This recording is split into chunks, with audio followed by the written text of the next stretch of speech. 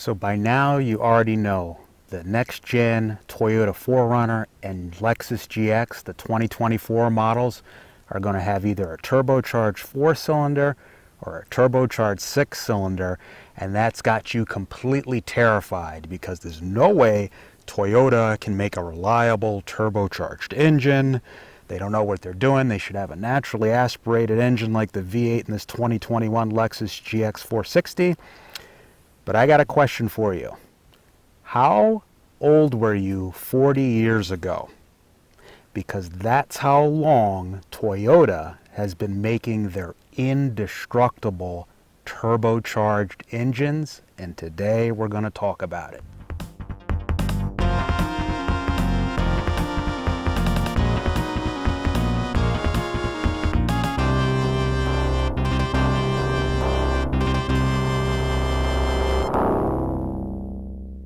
So it's no surprise that many people, especially Americans, are very, very scared and apprehensive of Toyota introducing 6-cylinder turbocharged engines and 4-cylinder turbocharged engines into their next generation Toyota 4Runners and Lexus GX models. They feel that the turbos are not going to be reliable. And this sentiment is especially prevalent in American society, because, quite frankly, they don't realize, in other words, Americans don't realize that Toyota has actually been making indestructible turbocharged engines in the world market for over 40 years. That's right. In 1982, Toyota introduced the 2LT engine. This is a 4-cylinder turbo diesel engine created in 1982 that is still in production today. In fact, it's so good that the world market version of this, the Land Cruiser Prado, still has a version, an iteration of that 2-liter turbocharged or 2.4-liter turbocharged engine. What's important to realize is that original 2.4-liter turbo diesel engine that debuted in 1982 on multiple Toyota vehicles in the world market.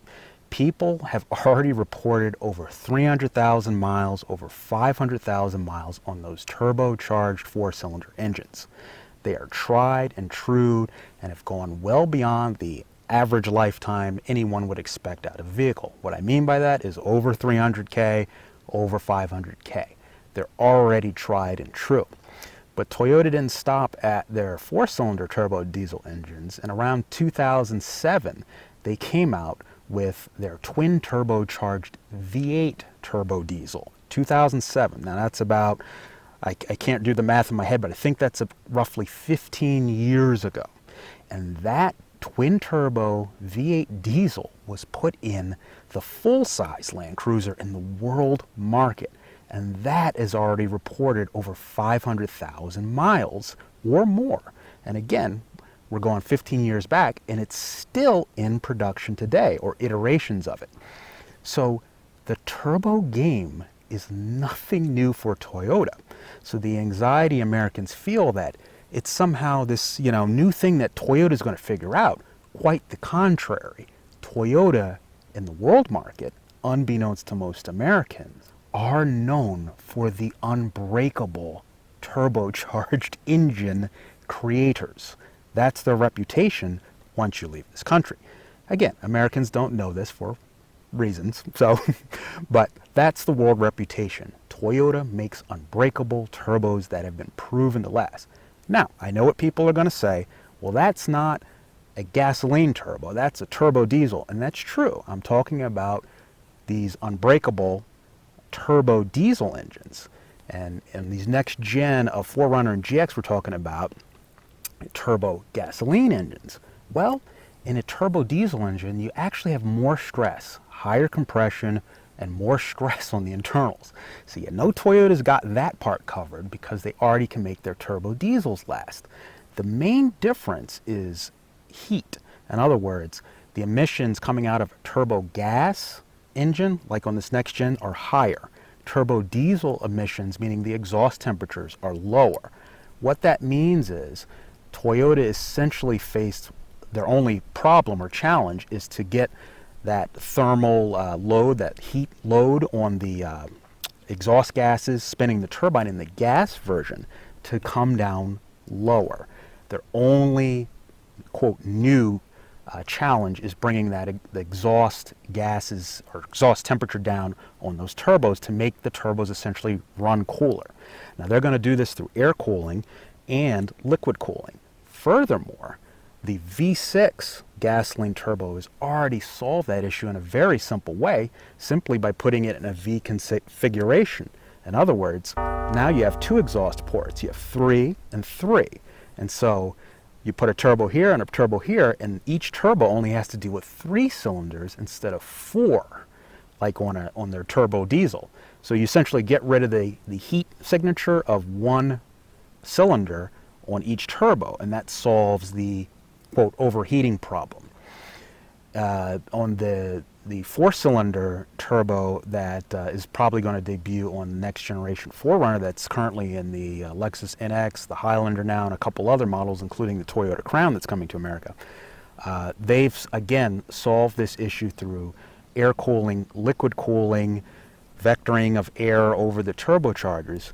But quite simply, from an engineering standpoint, this is very, quote, easy for conservative, disciplined Toyota engineers to solve, because all they have to do is set a benchmark for heat and test their turbos in all sorts of crazy torture test conditions, which you know they do. They simply have to make sure that their turbos don't go above this heat signature temperature on their 4-cylinder models. And you can rest assured that Toyota has done that. They've tested it every which way, and that 4-cylinder turbo is not going to go above the heat threshold that they're not comfortable with. In other words, they're going to make it as cool as a, quote, diesel turbo. Now, the V6 turbo, again, that one's easier to solve because you have one less cylinder on each bank because you got 2 exhaust manifolds. So I wanted to put it to rest, so to speak, or at least give you food for thought. It's still subjective. Nobody's right or wrong. But do realize Toyota is not new to the game, Americans. Toyota owns the game in the indestructible turbo industry. How that transposes over into gas turbos, because they are new at this. And the reason why they're new at gas turbos is in the world market, that, again, that the diesels have colder emissions. Colder emissions means unburnt fuel, which is a no-no in America. Here in America, you got to burn that fuel fully, and that's why they're using gasoline, and that's why we don't get the turbo diesels here in America. It's nothing to do with longevity or this, that, or the other. It's just that those cold, unburnt emissions are a no-no here. So that's the reason why we don't get the turbo diesels. So it's going to be a little bit, it's new, but it's not. But it's up to you to decide if you're willing to take that risk. But do realize they're not new to the game. 40 years on some serious turbos going 500,000 miles. And their one challenge is to just make them run cooler. Can Toyota handle that? Do Toyota engineers know how to make a heat gun and read the heat signature until the temperatures don't go past a certain point and say, hey, all right, we got it? That's up to you to decide. If you like this video, remember to like, subscribe. Thank you, and have a great, great day.